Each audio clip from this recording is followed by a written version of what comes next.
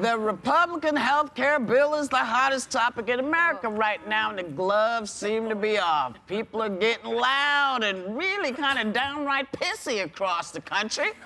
And Newsweek's Kurt Eichenwald even tweeted, as one with a pre-existing condition, I hope every GOPer who voted for Trump Care sees a family member get long-term condition, lose insurance, and die. Whoa.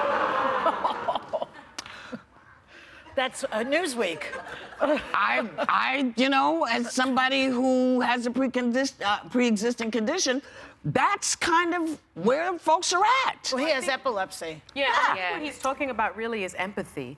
Because, you know, if you think about it, sometimes people cannot empathize with others unless they have someone very close to them going through it, or whether or not they're going through it themselves.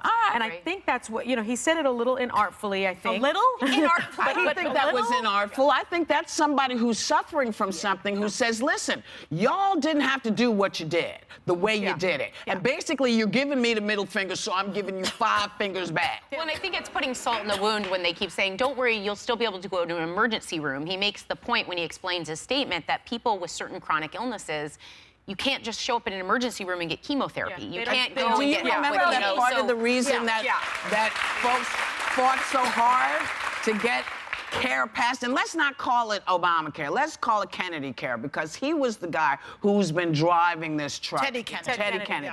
So one of the reasons he wanted this to go through is to keep people from going to the emergency room with everything.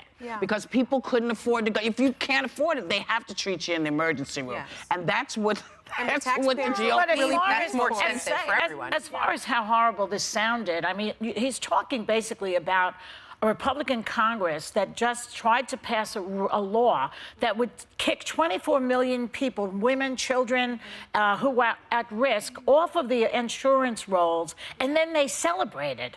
They started to clap and well, I mean, that to me is more obscene to me than what he said. And saying that people should die? Yes. I mean, this is terrible. He's using hyperbole. When I read this made me sick, though, because the implication here... It didn't make you sick when they were celebrating?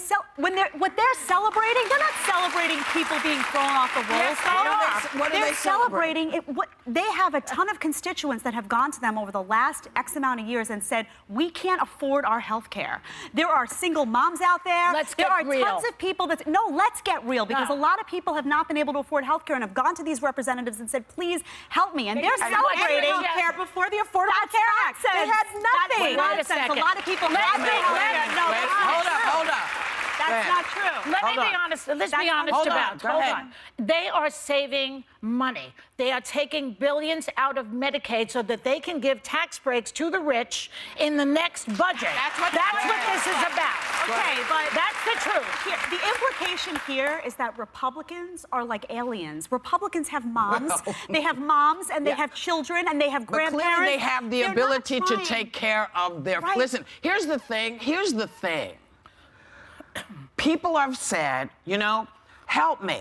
And so what do the Republicans do?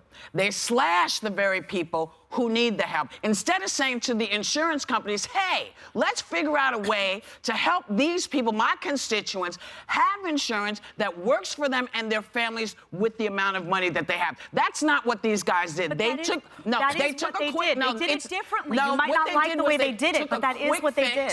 And they slashed and burned, and now they're paying. Because all these people that voted for this may not be in office the next time an election comes up. Okay, let me just say, under this bill, and I don't like this isn't the way I would have done it, but they did go to the insurance companies and say, what can we do? Then and they provided, they're guaranteeing coverage. Why are they fighting They're guaranteeing coverage for pre-existing conditions. Insurance companies $8 billion. Here's the thing, though. Here's the problem. You can't pay for everything. There's not a pot of gold at the end of a rainbow with money for everybody. Well, if you're giving huge tax breaks, of course not. If you guarantee pre-existing coverage, you have to find money for that somewhere. This is true. And you can't find it for people's pockets who can't afford it. Go ahead. Okay. with this about sorry. Senator Gillibrand, who's coming up, but you wanted to say something because you haven't said anything. Yeah. Well, I was just going to chime in that what I heard here, even though what he said sounds harsh on the surface, was a man that's responding so personally to what so many of us responded to. Politics has never been more personal than when you're talking about life or death and people's health. That's right. And when you look around, this pre-existing condition pretty much included every single human being that I know. Acne. And it a lot of times gave women a slap in the face because it was postpartum depression. C-sections. It was C-sections. It was maternity care. So many things. So I think it was hard to react to this with any sense of calm or logic when you're talking about people facing these illnesses. And this gentleman specifically faces epilepsy, and his wife is going to be responsible for his And health as care. we've discovered, we found this with Nancy Reagan. Right, I was just going to bring that up. Once her husband needed stem cells, everybody was all for it.